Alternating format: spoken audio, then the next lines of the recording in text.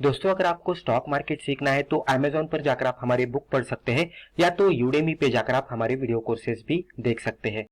Hello friends, welcome to our channel learn stock charts to earn. दोस्तों, आज की video में हम स्विंग ट्रेडिंग के बारे में डिस्कस करेंगे और ब्रेकआउट के हिसाब से यहाँ पे हम डिस्कस करने की कोशिश करेंगे। बहुत सारे ऐसे बिगिनर लेवल के लोग हैं कि जो ब्रेकआउट पे ट्रेड करना पसंद करते हैं, लेकिन उनको एक्यूरेसी नहीं मिलती या तो पोजीशन बनाने के बाद स्टॉप लॉस हिट होता है। तो ब्रेकआउट पे ट्रेड करने के लिए किन चीज़ों का ध्यान रखना चाहिए, ये पर्टिकुलर वीडियो में हम समझ लेने की कोशिश करेंगे। दोस्तों, ब्रेकआउट किस तरह से आइडेंटिफाई करना चाहिए और उसके बाद एंट्री और एग्जिट, यानी कि एंट्री करने के बाद स्टॉप लॉस और टारगेट किस तरह से डिफाइन करना चाहिए, पूरी इन्फॉर्मेशन हम यहाँ पे सीखेंगे। दोस्तों, स्टॉक सिलेक्शन करने के लिए भी हम स्कैनर का इस्तेमाल कर सकते हैं। स्कैनर के ज़रिए हम डायरेक्टली ब्रेकआउट वाले भी स्टॉक ढूंढ सकते हैं और जो भी ब्रेकआउट वाले स्टॉक हमें नज़र आ रहे हैं उसमें फर्दर हम इंडिविजुअली पर्टिकुलर स्टॉक्स के हम चार्ट ओपन करके देख सकते हैं कि कौन से स्टॉक में ब्रेकआउट बन रहा है या तो कौन से स्टॉक में नहीं। जो भी स्टॉक में ब्रेकआउट बन रहा है वो क्राइटेरिया में बैठता है क्या, तो वो देखकर हम उसमें फिर आगे जाकर फर्दर स्टडी करके पोजीशन बना सकते हैं। अगर आपको स्टॉक स्कैनर में इंटरेस्ट है तो आप हमारे चैनल की मेंबरशिप भी ज्वाइन कर सकते हैं। वहाँ पे हम सिंपल स्कैनर्स आपके साथ शेयर करते रहते हैं, जिसके ज़रिए आपको अलग अलग तरीके के स्टॉक आसानी से मिल जाएंगे अमंग थाउजेंड्स ऑफ स्टॉक्स। अभी यहाँ पे पहले हम ब्रेकआउट का आइडेंटिफिकेशन किस तरह से करना चाहिए, ट्रेडिंग किस तरह से करनी चाहिए वो सीखेंगे और उसके बाद आखिर में हम एग्जाम्पल के ज़रिए ये भी देखेंगे कि ब्रेकआउट बनने के बाद स्टॉक किस तरह से मोमेंटम पकड़ता है और कम से कम टाइम में एक बढ़िया रिटर्न भी किस तरह से देता है। तो चलिए अभी इसको कंटिन्यू करते हैं। तो यहाँ पे आप टाइटल देख सकते हैं, अप ट्रेंड ब्रेकआउट, यानी कि हमने यहाँ पे खाली ब्रेकआउट नहीं लिखा है, हमने यहाँ पे लिखा है अप ट्रेंड ब्रेकआउट, यानी कि ब्रेकआउट मिलना चाहिए, लेकिन कहाँ पे मिलना चाहिए, अप ट्रेंड में मिलना चाहिए। दोस्तों, कभी भी क्या होता है कि हमें पहले ब्रेकआउट ढूंढने के लिए ट्रेंड का आइडेंटिफिकेशन भी करना होता है। मल्टीपल पैटर्न्स भी अगर आप देखेंगे, अगर आपको पता होगा कि चार्ट पैटर्न्स होते हैं और उसमें दो तरीके के चार्ट पैटर्न्स होते हैं, जैसे कि फ्लैग पैटर्न, फिर ट्रायंगुलर पैटर्न रहेगा, पेंडेंट रहेगा, इसको हम ट्रेंड फॉलोइंग पैटर्न कहते हैं। यानी कि जो भी ट्रेंड चल रहा है उसमें अगर वो पैटर्न बनता है तो फिर उसके ब्रेकआउट के बाद ट्रेंड कंटिन्यू होता है। कुछ पैटर्न्स ऐसे होते हैं कि जो ट्रेंड को रिवर्स करते हैं, उसको ट्रेंड रिवर्सल पैटर्न कहते हैं। जैसे कि inverse head and shoulder pattern रहता है, अगर वो पैटर्न बॉटम पे बनता है, यानी कि बेसिक ट्रेंड उसका डाउन ट्रेंड रहेगा, ऊपर से ये नीचे आएगा और नीचे आने के बाद इस तरह से inverse head and shoulder pattern बनाएगा और उसके ब्रेकआउट के बाद ट्रेंड चेंज होकर अपसाइड में मूवमेंट आने की संभावना रहती है। तो बेसिकली यहाँ पे अगर हम देखेंगे तो ट्रेंड रिवर्सल पैटर्न्स रहते हैं और ट्रेंड कंटिन्यूएशन पैटर्न रहते हैं।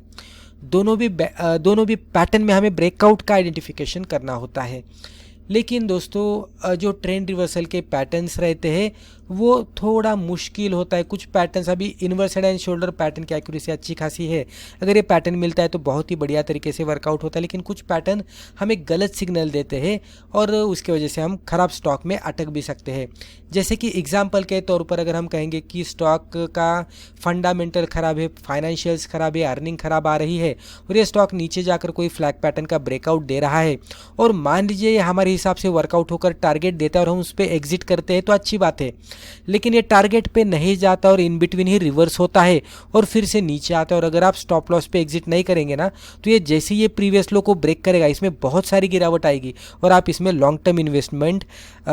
करने के लिए तैयार हो जाएंगे। यानी कि यहाँ पे ये बताने की कोशिश कर रहा हूँ कि जनरली बिगिनर लेवल के लोग क्या करते हैं कि अगर स्टॉक नीचे जा रहा है तो उसको लॉन्ग टर्म के लिए रखते हैं, अभी ये कब रिकवर होगा उसका वेट करते बैठते, जैसे ही रिकवर होगा वो एग्जिट करने की सोचते हैं। लेकिन कुछ स्टॉक इतने ख़राब होते हैं कि वो 30%, 40%, 50, 60% नीचे जाते हैं, कभी कभी पूरा नीचे जाकर डीलिस्ट भी हो जाते हैं, इतने भी ख़राब कुछ स्टॉक रहते हैं।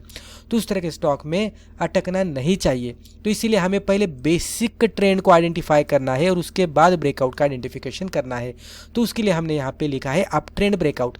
अभी ट्रेंड रिवर्सल के भी पैटर्न बहुत ही बढ़िया तरीके से वर्कआउट होते हैं, लेकिन अगर आप बिगिनर लेवल के लोग हैं तो डेफिनेटली आपको अप ट्रेंड वाले स्टॉक के साथ जाना चाहिए, क्योंकि ऐसे स्टॉक की जिसका basic trend long term trend up trend है तो बाय डिफ़ॉल्ट इस तरह से कंसिडर किया जाता है कि अगर ये स्टॉक मान लीजिए प्रीवियस 5 साल से 10 साल से अप ट्रेंड में ट्रेड कर रहा है तो इसमें फंडामेंटल्स अच्छे ही होंगे, फाइनेंशियल्स अच्छे ही होंगे, मैनेजमेंट अच्छी होगी, फिर उसका जो अर्निंग रिकॉर्ड आ रहा है सेल्स रहेगा, फिर डिविडेंड का रिकॉर्ड रहेगा, right. Net profit, balance sheet रहेगी, कैश फ्लो रहेगा, जितना भी हम फंडामेंटली देखते हैं वो अच्छा ही रहा होगा, उसी लिए ही ये स्टॉक 5 साल 10 साल से अप ट्रेंड में ट्रेड कर रहा है। तो इस तरह के स्टॉक में जो स्टॉक उसके प्राइमरी ट्रेंड में यानी कि लॉन्ग टर्म के ट्रेंड में अप ट्रेंड में ट्रेड कर रहा है, तो बाय डिफॉल्ट हम इस तरह से कंसिडर कर सकते हैं इसका फंडामेंटल अच्छा है और ये स्टॉक आगे जाकर उसी तरह से प्रदर्शन दिखाएंगे। तो इसमें ये प्लस पॉइंट मिल जाता है। तो उसके बाद अगर कोई स्टॉक में ब्रेकआउट मिलता है यानी कि लॉन्ग टर्म के ट्रेंड में स्टॉक अप ट्रेंड में ट्रेड कर रहा है और फिर यहाँ पे ब्रेकआउट देता है, तो यहाँ पे ज़्यादा चांसेस रहते हैं कि ये सक्सेस दे। अगर ये कुछ वजह से स्टॉक हमारे टारगेट पे नहीं जाता, इन बिटवीन ही हम इस तरह से कंसिडर करते हैं कि रिवर्स होता है और ये नीचे भी जाता है, तो भी इस तरह के स्टॉक जो फंडामेंटली स्ट्रांग रहते हैं और लॉन्ग टर्म के अप ट्रेंड में ट्रेड करते रहते हैं, वो फिर से कुछ रीज़न की वजह से नीचे आए होंगे, लेकिन फिर से उसमें रिकवरी आने लगती है और कुछ दिनों बाद ये स्टॉक फिर से ऊपर जाएंगे और आपको प्रॉफिट ही दे देंगे। तो ये बेनिफिट अप ट्रेंड वाले स्टॉक में मिलता है और बेसिकली यहाँ पे पैटर्न भी बहुत ही बढ़िया तरीके से वर्कआउट होते हैं और यहाँ पे इसका फंडामेंटल अच्छा होता है, टेक्निकली भी उसी के साथ ये अच्छा पैटर्न दिखाएगा, तो उसमें एक्यूरेसी भी मिलती है। तो इसीलिए हमें अप ट्रेंड वाले स्टॉक सिलेक्ट करने चाहिए। तो बेसिकली हमें इस तरह के स्टॉक सिलेक्ट करने की जो अप ट्रेंड में ट्रेड करे, और यहाँ पे एक बात ध्यान में रखनी है कि अप ट्रेंड हमारा लॉन्ग टर्म का होना चाहिए, ना कि शॉर्ट टर्म का, राइट। अभी यहाँ पे इस तरह से हम कंसिडर करते हैं कि अप ट्रेंड में स्टॉक ट्रेड कर रहा है, तो अप ट्रेंड में ट्रेड करते करते किस तरह से ट्रेड करेगा, ऊपर जाएगा, फिर हायर टॉप बनाने के बाद हायर बॉटम बनाने के लिए नीचे आएगा और इस तरह से एक फ्लैग पैटर्न बनाएगा और फिर ब्रेकआउट के बाद ऊपर जाएगा। कभी कभी ज़्यादा नीचे आएगा, एक बड़ी सी रेंज बनाएगा और फिर ये रेंज को ब्रेकआउट देगा, इसको हम रेंज ब्रेकआउट कहेंगे, फिर ऊपर जाएगा, फिर मान लीजिए ये फ्लैग बनाएगा, नहीं तो पेंडेंट बनाएगा, इसको ब्रेकआउट देगा और फिर ऊपर जाएगा। तो बेसिक ट्रेंड इसका अप ट्रेंड चल रहा है, तो ये अप ट्रेंड को फॉलो करते करते ही ब्रेकआउट देते देते ही ट्रेड करेगा, तो उसका ही फायदा हमें लेना है। तो अप ट्रेंड वाला स्टॉक हमें ढूंढना है जो कि उसके लॉन्ग टर्म के अप ट्रेंड में ट्रेड कर रहा है और उसी के साथ कोई पैटर्न के साथ ब्रेकआउट दे रहा है। अगर ब्रेकआउट के समय पे वॉल्यूम अच्छा होगा, आरएसआई का स्टेटस अबव 50 या तो 60 होगा और मंथली चार्ट पे भी वो स्टॉक बढ़िया दिख रहा है, वीकली चार्ट पे यानी कि मल्टी टाइम फ्रेम भी हमें इसका एनालिसिस करना होता है, तो मल्टी टाइम फ्रेम पे भी अगर स्टॉक अच्छा होगा तो डेफिनेटली बहुत ही बढ़िया तरीके से वर्कआउट होता हुआ दिखता है।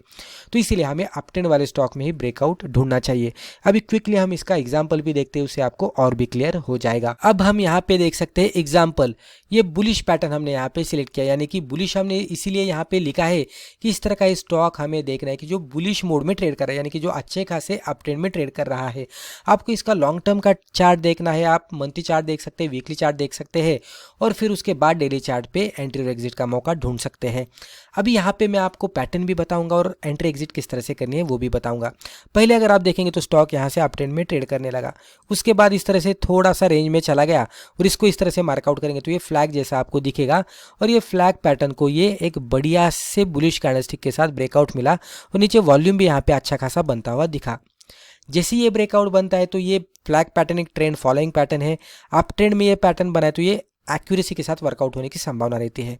एंट्री करने के लिए ब्रेकआउट वाले कैंडल के हाई के ऊपर हमें एंट्री करनी है, स्टॉप लॉस कैंडल के लो के नीचे और टारगेट आप 1:2 का या तो फ्लैग का जो पोल इसके हाइट कैलकुलेट कीजिएगा और ब्रेकआउट लेवल से ऊपर ऐड करेंगे तो आपको टारगेट मिल जाएगा जो कि यहाँ पे हिट होता हुआ दिखा है। उसके बाद अगर आप देखेंगे तो यहाँ से फिर से स्टॉक एक बड़े वाले रेंज में अटक गया। अगर हम इस तरह से रेंज मार्कआउट करेंगे तो आपको ये दिखेगा कि ये रेंज के अंदर ट्रेड कर रहा था। फाइनली ये रेंज को ये पर्टिकुलर कैंडल ने ब्रेकआउट दिया, जैसे ही ब्रेकआउट दिया उसके बाद ब्रेकआउट वाले कैंडल के हाई के ऊपर एंट्री, लो के नीचे स्टॉप लॉस और इवन 1:2 का भी टारगेट हम रखते तो आसानी से टारगेट हिट होता हुआ हमें दिखा है। उसके बाद देखेंगे तो यहाँ पे फिर से स्टॉक एक रेंज में चला गया। अगर रेंज मार्कआउट करेंगे और नीचे इसको इस तरह से कनेक्ट करेंगे तो यहाँ पे फिर से हमें फ्लैग पैटर्न बनता हुआ दिखा है। फ्लैग पैटर्न जैसे ही बनेगा तो ब्रेकआउट वाले कैंडल के हाई के ऊपर एंट्री, लो के नीचे स्टॉप लॉस, लो के नीचे कभी भी थोड़ा बफर लगाकर स्टॉप लॉस रखना चाहिए, जो कि यहाँ पे ये कैंडल नीचे आई थी लेकिन ज़्यादा नीचे नहीं आई, बफर लगाते तो स्टॉप लॉस हिट नहीं होता। टारगेट के लिए ये फ्लैग का जो पोल है इसकी हाइट कैलकुलेट करके आप टारगेट कैलकुलेट करेंगे तो आसानी से ये टारगेट हिट होता हुआ दिखा और उसके ऊपर भी स्टॉक जाता हुआ दिखा, या तो आप सिंपली 1:2 का टारगेट भी यहाँ पे एक्सपेक्ट करके उसके हिसाब से भी ट्रेड कर सकते हैं। उसके बाद फर्दर ये स्टॉक अभी रेंज में ट्रेड करता हुआ आपको यहाँ पे दिखेगा और इसके आगे इसमें फिर मोमेंटम किस तरह से आया है ये हम आगे की बात ये देख सकते हैं आगे किस तरह से हुआ है, राइट। लेकिन यहाँ तक तो आप देख सकते हैं कि ऊपर गया और फिर से रेंज में गया। अभी आगे जाकर अगर इसने ऊपर के साइड में ब्रेकआउट दिया है तो यहाँ पे फिर से एक्यूरेसी देखने को मिलेगी। अगर ये नीचे आएगा और नीचे ब्रेकडाउन देगा तो फिर ये स्टॉक को छोड़ना है, हमें इसमें नहीं ट्रेड करना है। हमें बेसिकली क्या करना है कि जो स्टॉक का ट्रेंड अप ट्रेंड है वो स्टॉक ढूंढना है, उसमें रेंज का आइडेंटिफिकेशन करना है, ब्रेकआउट होता है तो कोई पैटर्न के साथ ब्रेकआउट हो रहा है क्या वो देखना है, और उसके बाद हमें एंट्री, स्टॉप लॉस और टारगेट डिफाइन करके उसमें पोजीशन बनानी है। आपको अच्छे खासे रिस्क रिवॉर्ड के साथ यहाँ पे ब्रेकआउट पे ट्रेड मिलेंगे। तो बिगिनर लेवल के लोग ये नहीं देखते कि बेसिक लॉन्ग टर्म का ट्रेंड क्या चल रहा है, प्राइमरी ट्रेंड क्या है, और खाली ब्रेकआउट ढूंढकर उसमें एंट्री एग्जिट करने का सोचते हैं, और वहाँ पे कभी कभी अटकना पड़ता है अगर बेसिक ट्रेंड डाउन ट्रेंड रहेगा तो इसलिए हमें अच्छे खासे स्टॉक में ही, अप ट्रेंड वाले स्टॉक में ही पैटर्न को ढूंढकर उसमें ही ट्रेडिंग करनी चाहिए, उससे एक्यूरेसी मिलती है। इवन लॉन्ग टर्म का आप ट्रेंड आपको नहीं दिख रहा है, लेकिन इवन शॉर्ट टर्म के चार्ट पे भी आपको यहाँ पे आप देख सकते हैं कुछ ही दिनों का या तो कुछ हफ्तों का या तो ये महीनों, कुछ महीनों का भी हम कह सकते हैं।